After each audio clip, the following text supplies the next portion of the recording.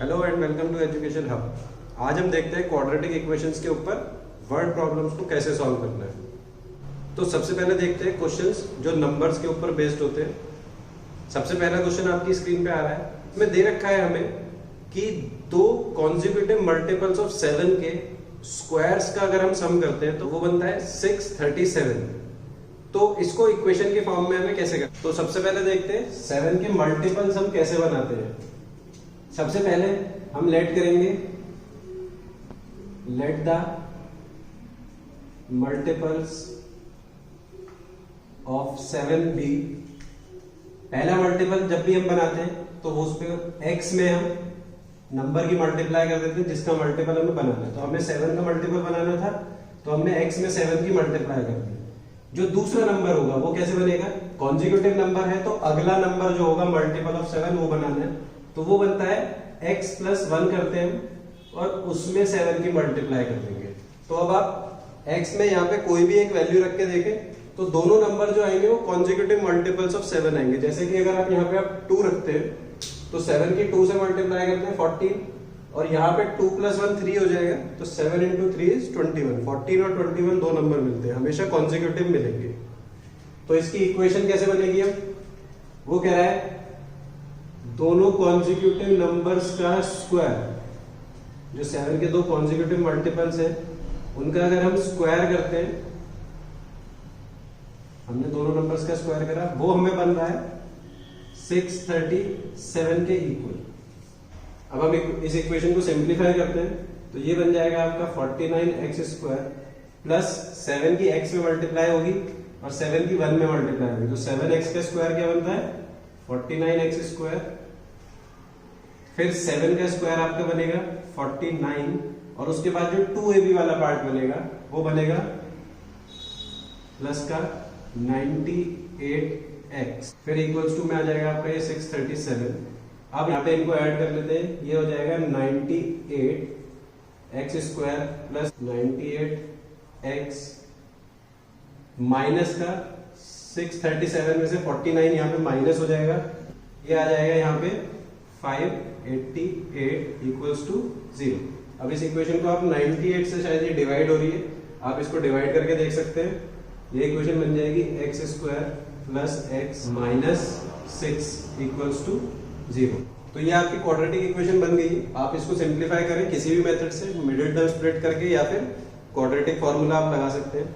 इसके हमारे दो आंसर्स आएंगे। जब आप इसको सॉल्व करेंगे तो इसके हमारे दो आंसर्स आएंगे, x इक्वल्स टू -3 और x इक्वल्स टू 2। तो जब भी इस केस में हमारे जब भी नंबर्स की हम बात करते हैं तो नेगेटिव वाले जो भी हमारे आंसर आते हैं उसे हम छोड़ देते हैं। तो इसमें -3 को हम छोड़ देंगे, हमारा आंसर होगा x इक्वल्स टू 2। फिर इस x की वैल्यू को 2 को हमें यहाँ पे डालना है और इसमें डालना है। तो हमारे दो नंबर्स हमें मिलेंगे। पहला नंबर होगा हमारा 7 इंटू 2 जो कि बनेगा 14 और दूसरा नंबर होगा 21। तो ये हमारे फाइनल आंसर्स होंगे।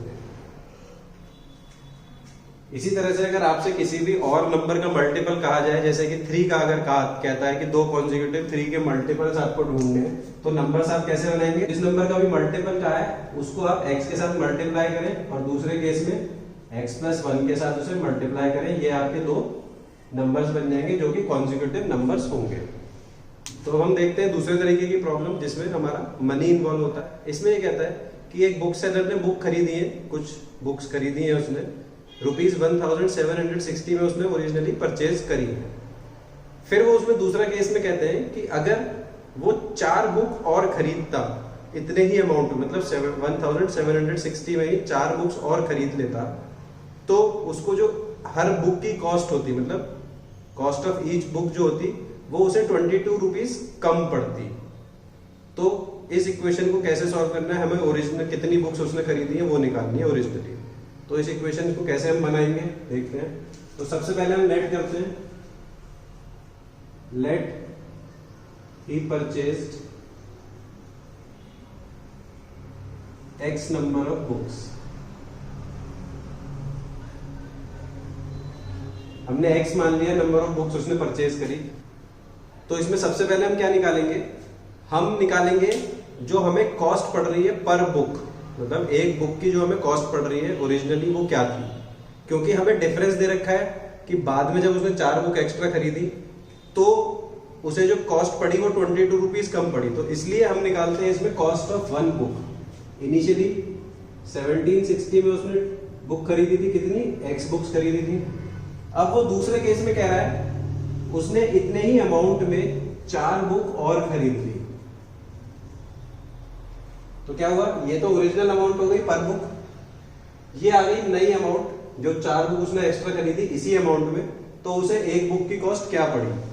अब उन्होंने हमें डिफरेंस दे रखा है, ये ओरिजिनल जो कॉस्ट थी ये ज्यादा थी इस कॉस्ट के कंपैरेटिवली, तो अगर हम इन दोनों को माइनस करते हैं तो ये जो डिफरेंस उन्होंने दे रखा है 22 रुपीज का उसके बराबर ये बनती है।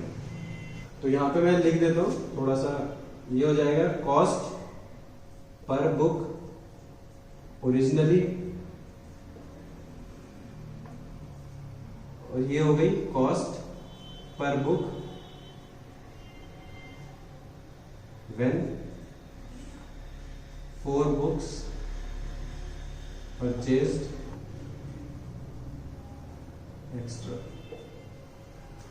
तो क्या हुआ, ये ओरिजिनल कॉस्ट हो गई पर बुक, ये हो गई 4 बुक एक्स्ट्रा खरीदने के बाद जो कॉस्ट आई पर बुक, दोनों का डिफरेंस करा तो वो 22 के इक्वल आ गया। तो अब हम इस इक्वेशन को सिंप्लीफाई करते हैं, कैसे कर रहे हैं, ये जो नंबर है हमारे ये दोनों 11 से डिविजिबल है, ये दोनों भी, और ये 22 भी हमारा 11 से डिविजिबल है, तो मैं इन नंबर्स को 11 से कैंसिल कर रहा हूं,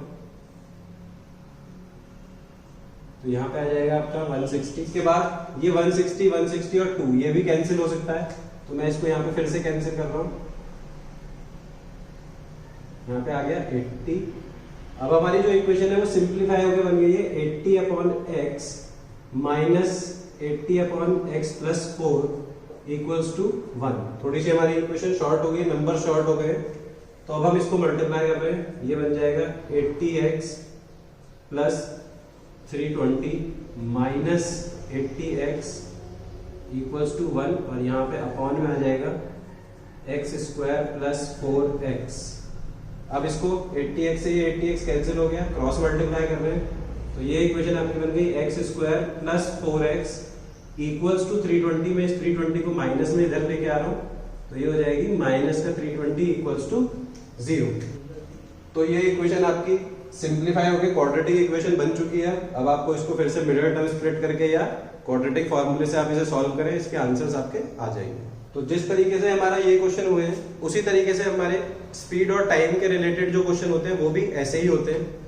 उसमें हमें जो डिफरेंस दे रखा होता है, जैसे ये दे रखा था यहाँ पे 22, उसमें हमें डिफरेंस दे रखा होता है टाइम के फॉर्म में, तो हमें जो लेफ्ट साइड में बनाना होता है वो टाइम की इक्वेशन बनानी होती है। नॉर्मली उसमें हमें स्पीड निकालनी होती है, तो स्पीड को हम लेट कर लेते हैं x, डिस्टेंस हमें गिवन होता है, तो डिस्टेंस अपॉन स्पीड हम निकालते हैं, डिफरेंस निकालते हैं दोनों का, और जो डिफरेंस टाइम का हमें दे रखा होता है वो हम इधर रख लेते हैं। तो इस तरीके से वो क्वेश्चन भी आपके सॉल्व हो जाएंगे सेम पैटर्न में। तो हम देखते हैं प्रॉब्लम जिसमें एजेस को इंक्लूड करा गया है। तो आपकी स्क्रीन पे जो क्वेश्चन दे रखा है इसमें पहली लाइन में एक रिलेशन दे रखा है, कहते हैं किसी एक आदमी की जो एज है वो उसके बेटे की एज की स्क्वायर के दुगना दे रखी है। तो हम पहले इसको इक्वेशन में कन्वर्ट करते हैं, कैसे करेंगे, सबसे पहले हम इसमें लेट कर रहे हैं, let the age of the son is x, और एक बार हम मान लेते हैं मैन जो है उसकी एज है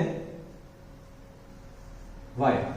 तो अब हम रिलेशन जो हमें दे रखा है वो क्या दे रखा है, वो कह रहा है कि जो आदमी की जो एज है, इस मैन की जो एज है वो है सन की एज के स्क्वायर के 2 टाइम्स, मतलब जितनी एज है सन की उसके स्क्वायर का दुगना है इसकी आदमी की एज।